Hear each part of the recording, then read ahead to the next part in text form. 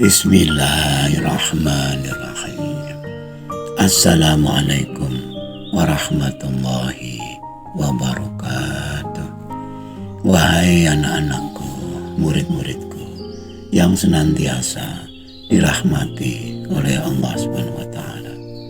Marilah kita lanjutkan pelajaran kita, ngaji belajar murid.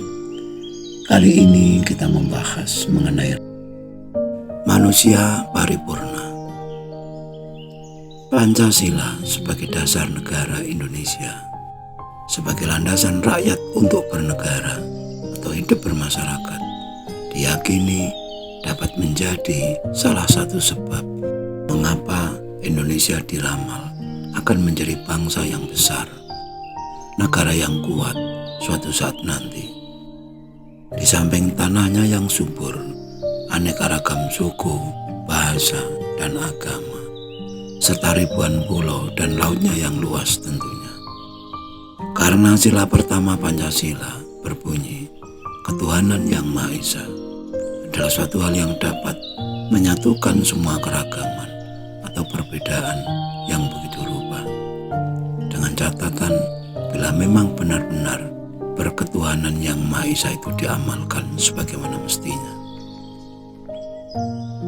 Kata Esa yang dalam bahasa Arabnya adalah Ahad tidaklah sama dengan kata Eka yang dalam bahasa Arabnya adalah Wahid, yang artinya satu. Selama kita tidak ingin menerapkan prinsip hidup berketuhanan yang Maha Esa, maka perbedaan antara Eka dan Esa, antara Wahid dan Ahad tidaklah perlu kita hiraukan. Namun bila ingin mengamalkannya, tentu kita harus paham benar perbedaan itu. Untuk memudahkan pemahaman tersebut, kita harus menggunakan perumpamaan. Meskipun Tuhan itu tidak dapat dimisalkan dengan apapun, karena Allahu dzat laisa kamitslihi syai'un. Sekali lagi, hanya untuk memudahkan. Bila di atas meja di ruang dapur kita terdapat sebuah gelas dan sebuah piring, maka kita katakan ada satu gelas dan satu piring di atas meja itu. Namun jika gelas tersebut jatuh dari meja, hancur berkeping-keping, misalnya menjadi 10 kepingan atau 10 pecahan, dia tidak bisa kita katakan lagi satu gelas atau sebuah gelas. Dia telah menjadi pecahan-pecahan kaca. Dan jika kita ingin menyusunnya agar utuh seperti sedia kala, dengan lem kaca misalnya, satu persatu pecahan itu harus kita rekatkan. Agar utuh seperti semula, tidak boleh ada satupun pecahan kaca yang hilang. Setelah gelas pecah tersebut dapat disusun kembali, maka kita dapat pemahaman bahwa ternyata yang kita anggap satu adalah kesatuan, yaitu pecahan-pecahan yang kita satukan menjadi satu. Itulah Ahad. Ahad bukan sekedar satu, namun adalah kesatuan. Sebagaimana satu orang atau satu manusia terdiri dari beberapa organ tubuh, kepala, kaki, tangan, dan organ-organ tubuh yang lain yang mungkin tidak nampak dari luar. Bila kita yakin bahwa Tuhan Maha Esa, itu berarti kesatuan yang tidak terhingga, karena meliputi segala sesuatu yang ada di alam semesta ini yang disatukan, yang dijadikan satu. Jadi Tuhan yang Maha Esa adalah Tuhan yang meliputi segala sesuatu yang ada dalam semesta ini, termasuk benda, ruang, waktu, peristiwa, dan sebagainya. Juga termasuk zat, sifat, asma, af'al. Tidak salah bila dinyatakan bahwa Tuhan berkuasa atas segala sesuatu, karena memang Tuhan meliputi segala sesuatu. Tidak salah pula bila dikatakan segala yang ada di langit dan di bumi adalah miliknya. Lalu yang manakah yang milik kita? Jika segalanya adalah miliknya, lalu apalah arti sebuah kehilangan? Tidak salah pula jika disebutkan Tidak ada zat yang bukan zatnya. Tidak ada sifat yang bukan sifatnya. Tidak ada nama yang bukan namanya. Dan tidak ada perbuatan yang bukan perbuatannya.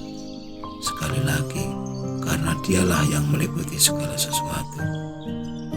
Demikian juga dengan peristiwa atau kejadian. Tidak ada kejadian atau peristiwa apapun dapat terjadi tanpa atas izinnya. Bahkan sehelai daun kering yang jatuh dari pohon pasti atas izinnya. Ketika terjadi tsunami dengan gelombang laut yang amat dahsyat yang menghancurkan apapun, baik itu rumah, sawah, gedung, mobil, dan sebagainya. Ketika terjadi gunung meletus, mengeluarkan awan panas, lahar atau lava yang panas, itu pun atas izinnya.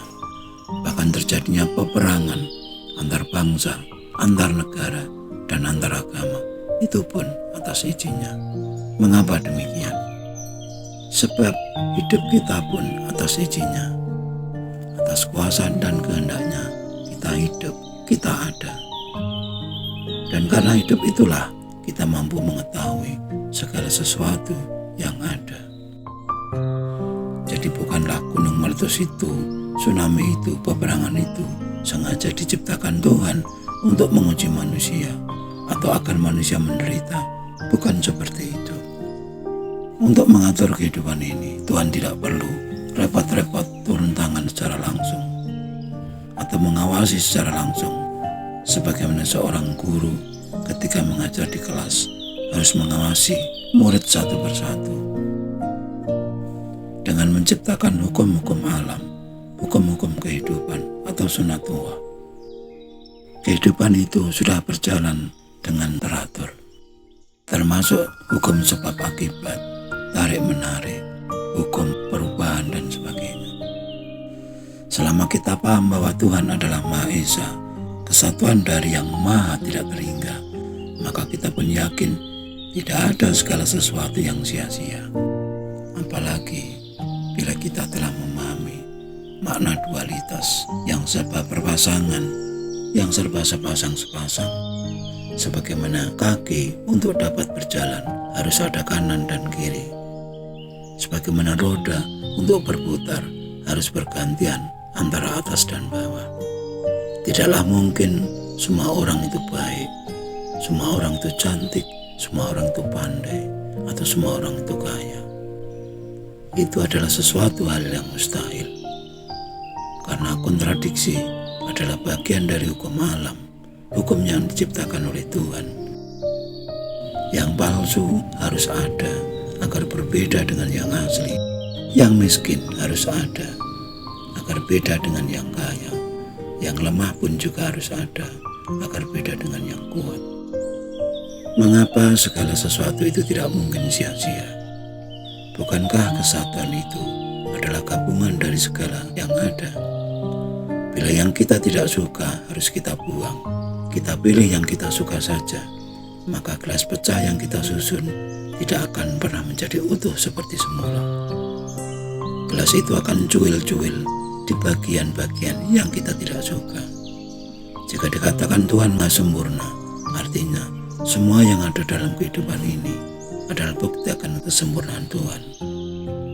Kita suka maupun tidak, setuju atau tidak, itulah kesempurnaan Tuhan. Insan kamil atau manusia yang sempurna adalah manusia yang menyadari ketidaksempurnaannya.